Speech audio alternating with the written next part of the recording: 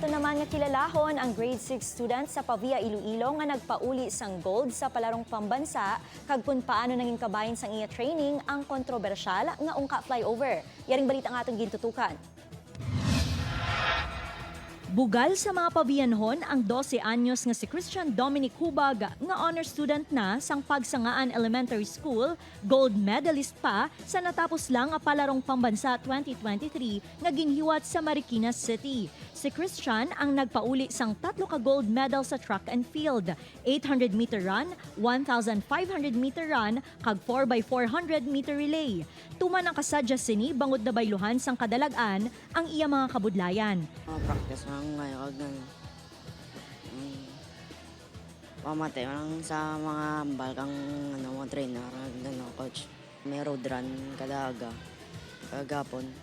Suno kay Christian, nangin inspirasyon sini ang iya magulang nga nagserbe man sini nga personal coach. Nakita sang iya utod ang dedikasyon ni Christian agud mahanas ang iya abilidad.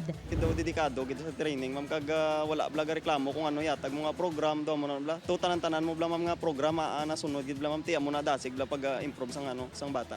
Dugang pa sang iya magulang nangin saksi pa ang kontrobersyal nga ungka flyover sa iya training bangod diri sila kun kaisa naga-ensayo. Sa 1 week namon nga program may uphill kami nga program do mo bla ti kinanglan namon uphill ti hindi naman kami guro ma'am makapangita appeal like sa Santa Barbara nga appeal or sa New Lucena ti do aran mo access namon bla malapit lang gid do mo na bla ti dira na lang gid mi sa sa flyover.